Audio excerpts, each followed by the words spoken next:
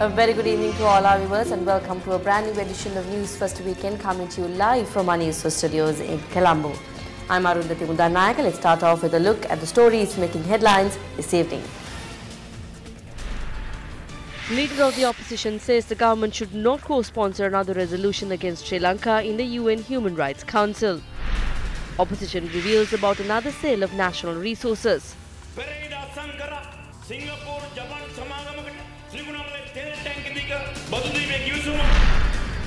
Who will be the next presidential candidate? Varying views from the ruling party and the opposition. Gota pamanamai. Maithripala Sirisena මැතිතුමා මේ රටේ ජනාධිපතිවරයා බවට පත් කරන සටන අපි ඉදිරියට ගෙන යමු. Prime Minister to convene the Public Service Commission.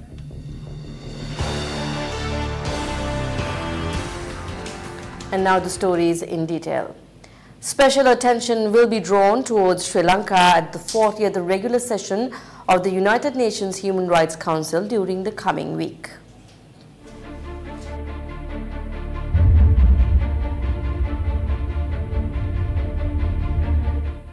The delegation representing Sri Lanka at the 40th regular session of the UNHRC will leave the country during the next few days.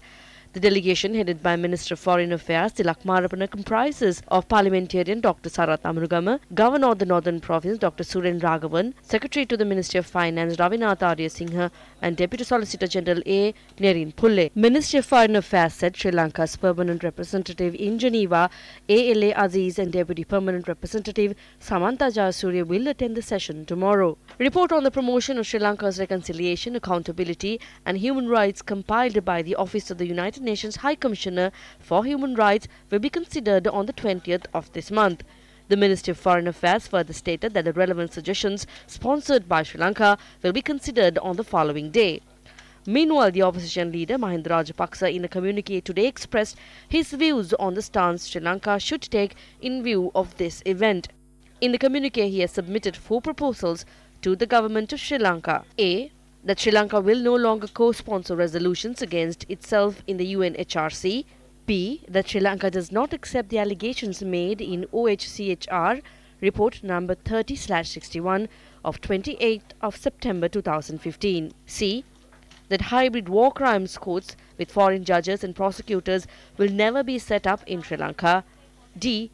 The Acts number 14 of 2016, number 5 of 2018 and number 24 of 2018, which are highly detrimental to Sri Lanka's sovereignty and the fundamental rights of its citizens, will be repealed and replaced with delegations which are more in keeping with our national interest.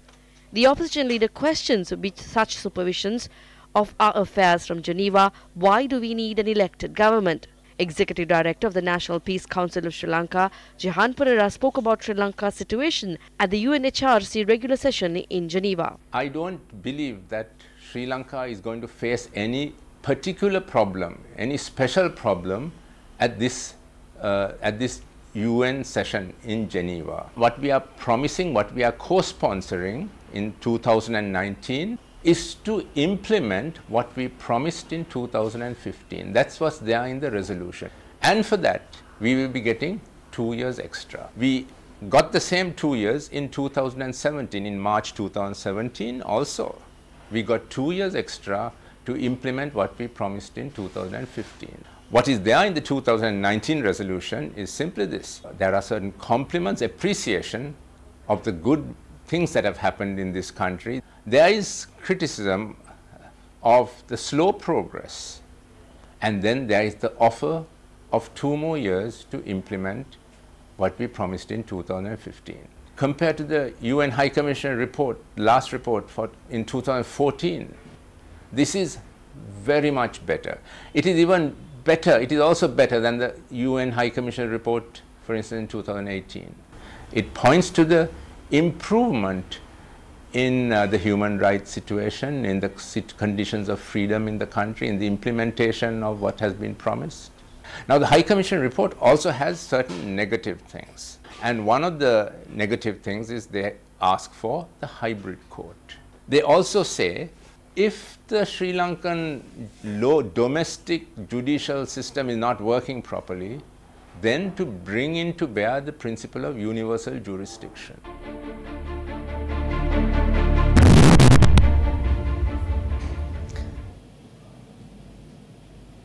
Now for a special Action TV report, we now cross over to Newsfirst Chaturanga Hapwarachi. Chaturanga, over to you. Thank you very much, Arundhati. In our Action TV report, on our headlines, we reported that the Prime Minister is to convene a meeting with the Public Services Commission, and I want to take you through this story. Now, because of the increased issues pertaining to the education and the health sectors, within the Public Services Commission, 2 subcommittees have been appointed for education and health. Now, we also heard the report that the Prime Minister is due to convene a meeting with the Public Services Commission tomorrow.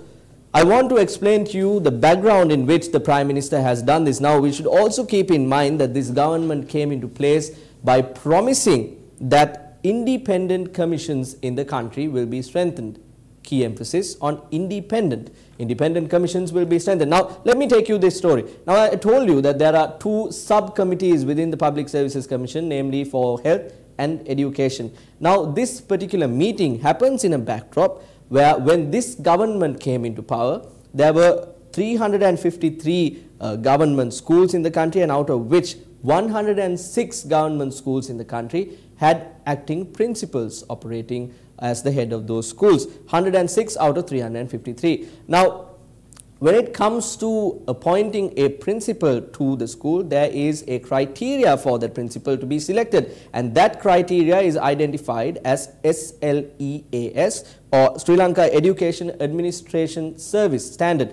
This is a grade that is given to a certain individual who qualifies, will be applicable to apply for schools as principals. Now, there is grade 1, grade 2 and grade 3. Now, according to a gazette that was issued by the Education Ministry to call for principals to take charge of schools in the area, it was identified that 64 schools out of the 106 that I mentioned to you earlier needed grade 1 SLEAS principals to take charge of those schools, and several other schools, 84 to be precise, needed grade 2 and 3 SLEAS officers. Now, this number of 106 had gone up to 306 by close to last year, mid last year, and this was when the Education Ministry decided to call for new gazettes to fulfill these vacancies in schools. So when the Education Ministry did this, they put out an advertisement saying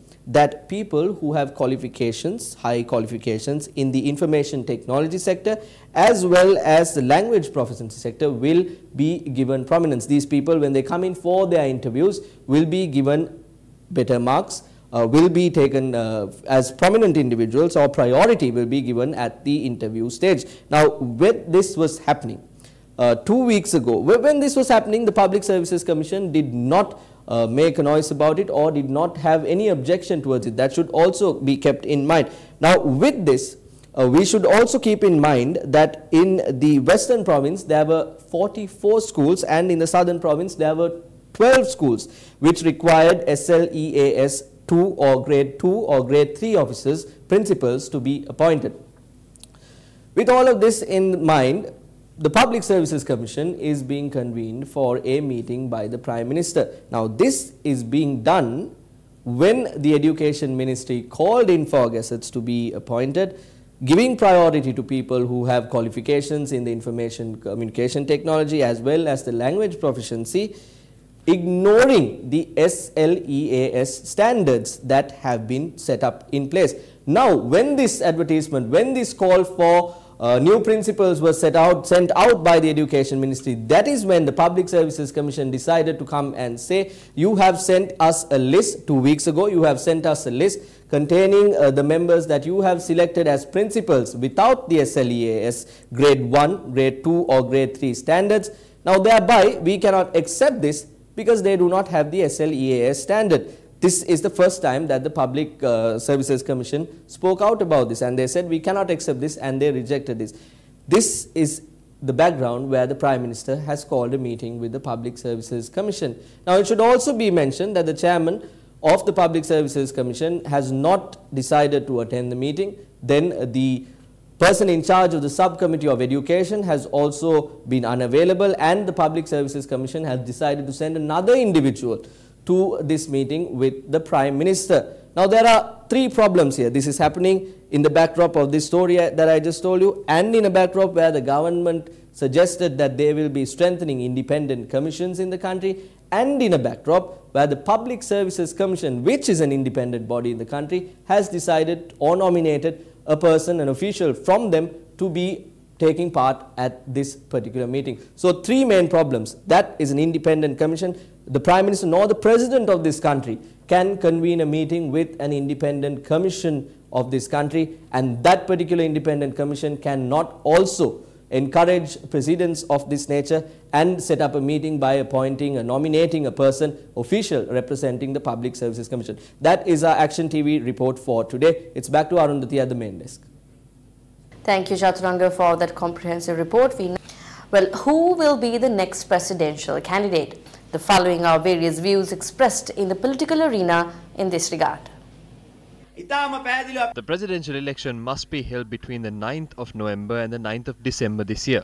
It is clear that we will succeed in the presidential election. In order to emerge victorious, certain conditions must be met. We faced the presidential election in 2010 during the peak in Mahinda Rajapaksa's popularity. What was the technique we followed?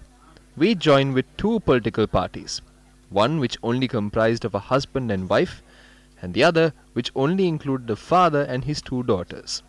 We created the most comprehensive alliance. Mahinda Rajapaksa secured 58% of the total votes. However, our popularity had declined by the 2015 presidential election. What did we do? We forced the remaining members and pushed them to the other side. If we are to succeed in the 2019 presidential election, we must follow the 2010 technique. When MP Vimal Veeravansa asked the people who they wanted as a presidential candidate this year, they only said one name. The people only want Gotabaya Rajapaksa as the next presidential candidate. Gota pamanamai.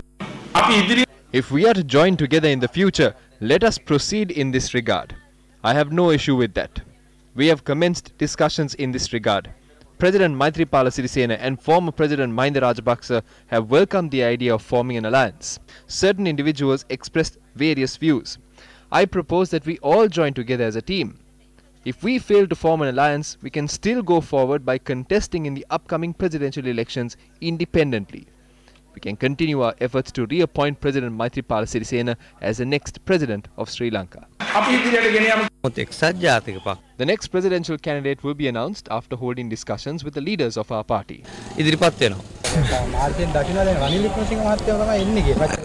No, a final decision is yet to be made in this regard. A decision must be taken unanimously by a group of MPs and the Central Working Committee, failing which, the presidential candidate from the UNP will be decided after a vote.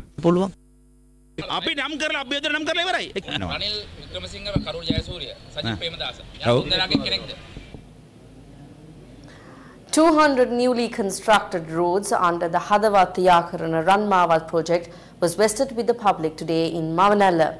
The national ceremony was held with the auspices of Prime Minister Ranil Wickremesinghe. A total fund approximately 300 billion was allocated for this project.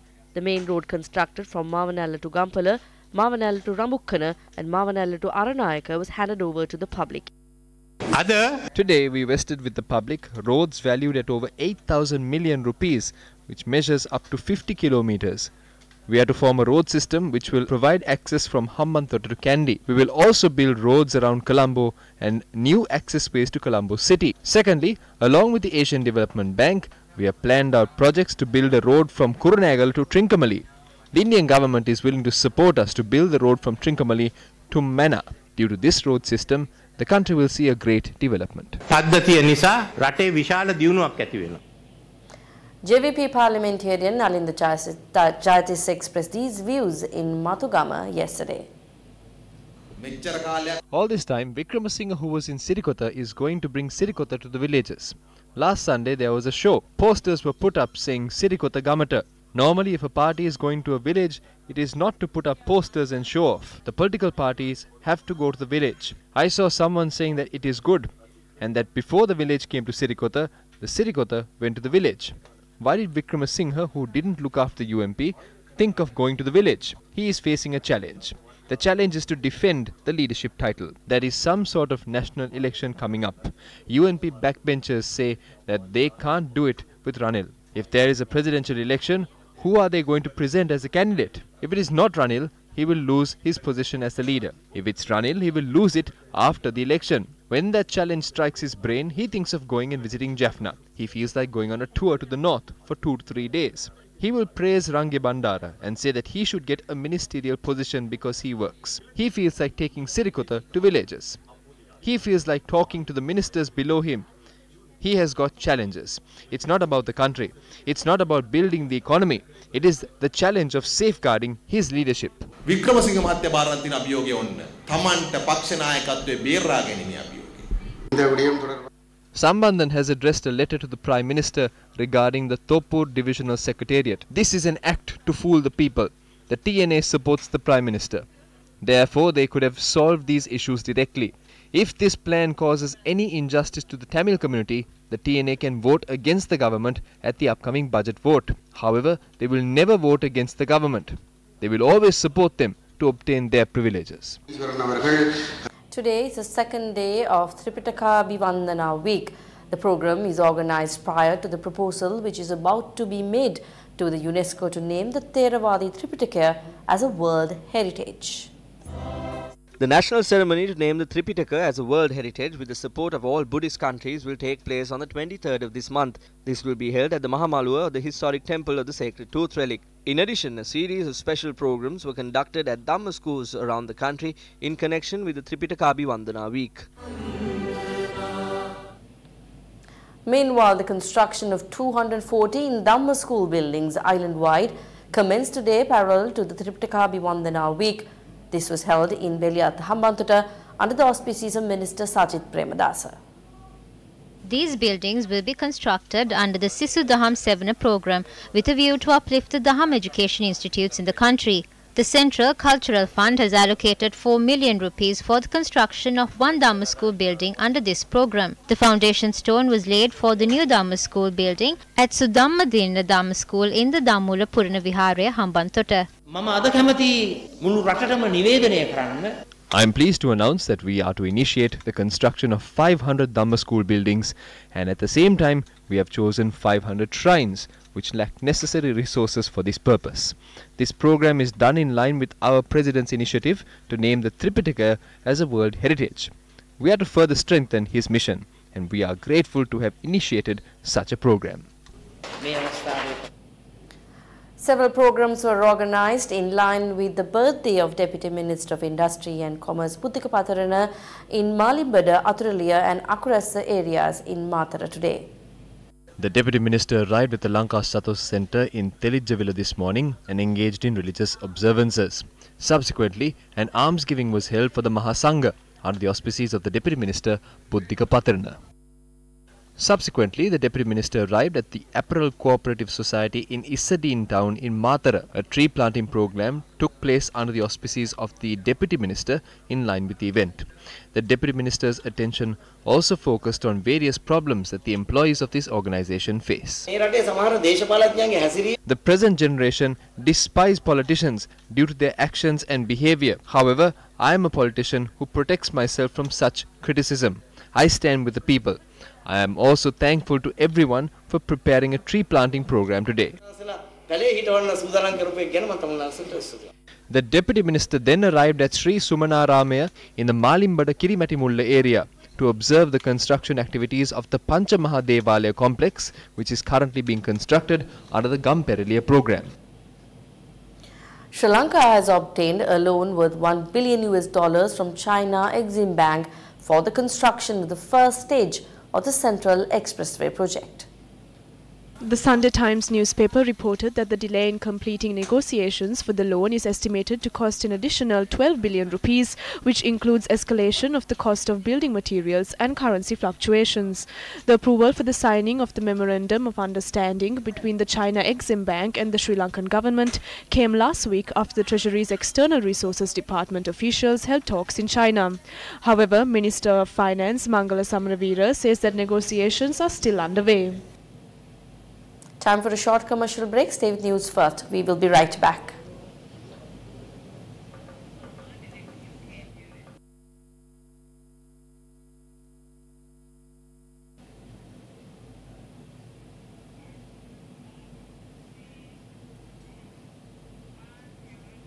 Welcome back here with News First.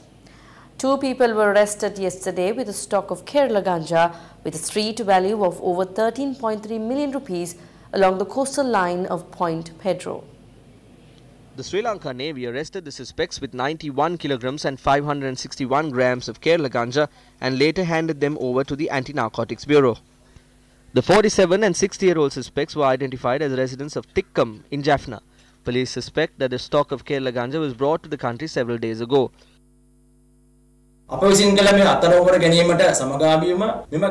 locals have already captured the mastermind behind the racket and handed him over to the police. We see this as a positive breakthrough in the society in eradicating the drug menace.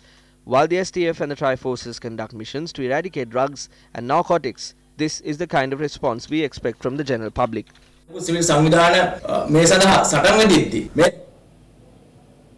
The opposition accused the government in several locations for selling national resources in the country. How many Muslim leaders do we have in this government? But does even one of them have the backbone to demand for a provincial election in the East from the Prime Minister? Who is willing to stand up and say, if not, we will leave the government? Does even one Muslim leader in the government have the backbone to say so? They will never have the election. From Pulmede to Batiklo, the coastal line, over 30,000 acres is to be handed over to an American-Singapore company, and they have already signed agreements to do so. They are even about to hand over the Trincomalee oil tanks for a Singapore-Japan company on lease, and the oil resources in Pulmede is also about to be sold to the foreigners. They are going to sell Mattala Airport in the near future. In the Mattala Airport, there was an Air Force base. Now when they are giving it to India, they are going to remove the Air Force base. Look at the losses that the country has to incur because of this agreement. They don't allow anyone from the Air Force to go there, and they are going to hand it over to India. Now will this country survive if they keep on doing things like this? There are several Chinese and Indian investment projects being carried out in our country through loan schemes as well as partnerships. The projects pertaining to Mattala Airport, the Kankasanturai Port, the sugar factory in Kantale, as well as several oil tanks in Trincomalee are being carried out with India. The projects pertaining to the Colombo Port City, the Hambantota Port, the Norachole Power Plant, the Colombo South Port, the Southern Expressway Phase 3, the Matara-Hambantota stretch of the Southern Railway Line, Phase 1 of the Central Expressway from Kadawatha to Keravalapitia of the Outer Circular Highway. Bangladesh Art Exposition in Sri Lanka 2019 commenced in Colombo this evening. This is an exclusive art exhibition of master artists from Bangladesh and Sri Lanka as a collaboration project organized by the High Commission of Bangladesh to Sri Lanka in order to promote Bangladeshi and Sri Lankan artistic talents. A collection of contemporary Bangladeshi artworks by contemporary artists was also presented during the exhibition. The exhibition, which is being held at the JDA Pereira Gallery, will continue till tomorrow. And with that, we wrap up tonight's edition of Weekend Primetime News. Thank you very much for joining us. Good night.